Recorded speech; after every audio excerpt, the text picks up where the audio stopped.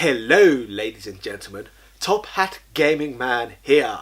If you saw my channel last week, you may be aware of a little video I uploaded about that disgraceful chain of stores known as CEX. Basically, I made a procurement in one of the stores last week where I bought Fire Emblem for the Nintendo DS. I was really excited about this because it was a game I've wanted to add to my collection for quite some time. However, once I got it home, I noticed something was wrong. The inlay for this game was completely counterfeit. It looked completely homemade. It was basically printed out using a regular printer and it had been cut really jaggedly. So I pulled this inlay out, inspect it properly, and then I noticed there's a bloody huge CEX logo emblazoned on the back of it. So therefore, it turned out that CEX had made this fake counterfeit inlay themselves. So past that, I went to Twitter to find out how widespread this criminal act actually is. Like, how far have they gone with basically producing and selling these counterfeit goods? And it turns out it's absolutely rife. Ever since I uploaded this video about 4 or 5 days ago, my Twitter feed has been completely infested with all of this absolute crap which has been produced by CEX. Throughout this learning period, another YouTuber came to me who runs a channel known as Pomelo Pictures. He actually had a very similar scenario to myself happen to him about a month ago, and he produced a video on that. Since then, he has produced another video which is even more in depth, where he has performed a proper case study on this scenario. So, in order to bring more attention to this disgraceful act by CEX, I've decided to show his video on this channel. So please roll the footage. Well, I'm going to roll the footage myself. So anyway, I'm now going to roll the footage of Pomelo Pictures' video on CEX. Yeah. Hey guys, Matt from Pomelo Pictures here, and a few weeks ago I did a video about a chain of stores here in the UK called CEX.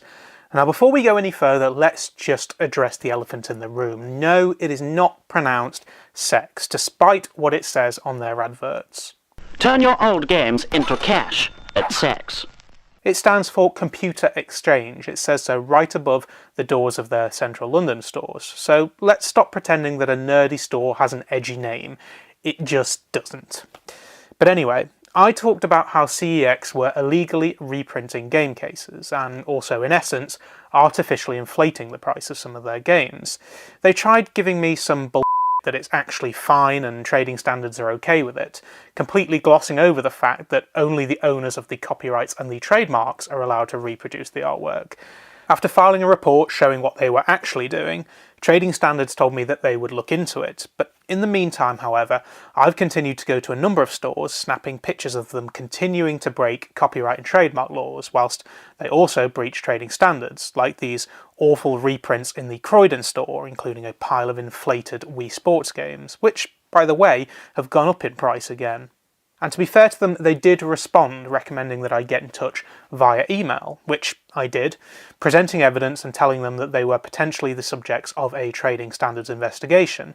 And rather predictably, despite saying they'd try to get back to me within 48 hours, they've kept stum. Meanwhile, I questioned their line that they're only printing games covers that have been damaged, when they clearly reprint covers and put them in broken cases anyway. Because, you know, money. And despite ignoring 5 or 6 other requests and pieces of evidence sent to them, they felt that this one they actually had an answer for, saying, "Please be assured that we do provide replacement cases as well, if any case is damaged." But by this point I was so fed up of being brushed aside that I could only respond in GIF form. Now there was that, but they'd also printed awful versions of covers and put them in cases with official PlayStation holograms, and that they'd also decided to not even bother being subtle and assume that 3DS cases will do just fine for PS Vita games. And guess what? After all of the evidence put before them, they've agreed to finally stop doing what they're doing. Except I'm lying, they haven't done that at all. What they've actually done is they've doubled down. I went into the Stratford store in London and found these. Now these are 2 copies of Pokemon Pearl, both fake reprinted cases, But take a closer look at the one on the left. You see, in Europe we have larger Nintendo DS cases than in the US and Japan. It's mainly down to many of the games having manuals that cover multiple different languages. But you see, that's annoying. Say if you wanted to illegally reprint a DS game cover but have it fit a 3DS sized case, for example. The US artwork, on the other hand, would fit just fine, so you'd think that they might just fake a US case like they were doing last year, but oh no.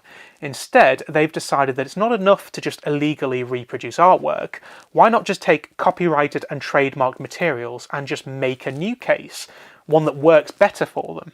Notice that this has the American Nintendo seal of quality, and also a note saying, for sale, rental and use only in the USA, Canada, Mexico and Latin America, which, by the way, lol.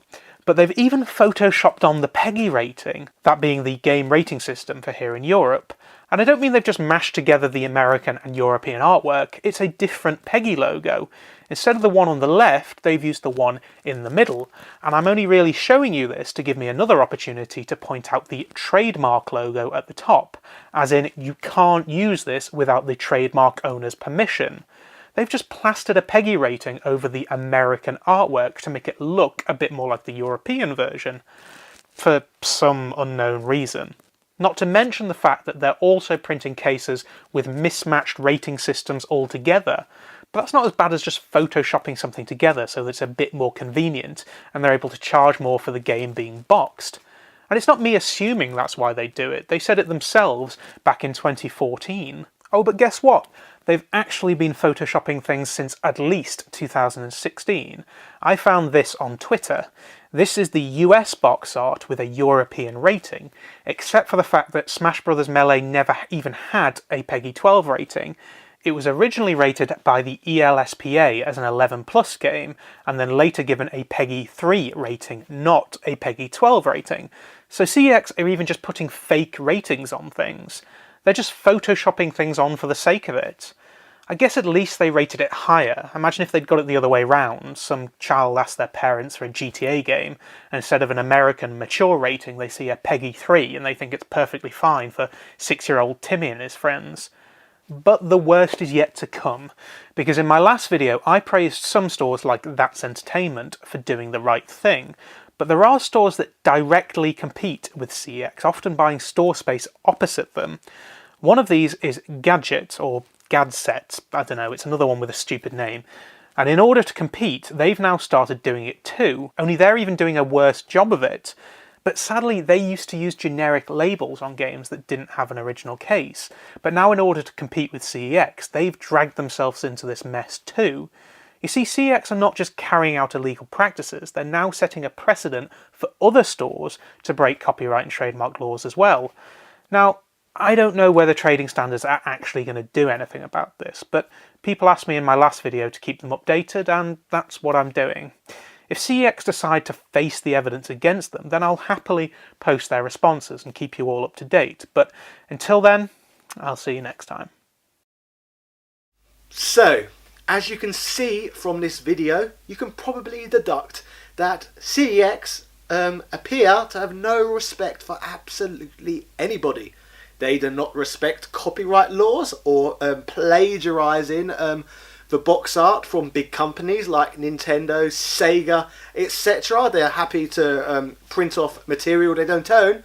But more importantly, they clearly have absolutely no respect for their customer base either, because they are intentionally trying to mislead consumers by selling them complete in-box games which are actually counterfeit. And they're openly admitting this basically on social media like Twitter.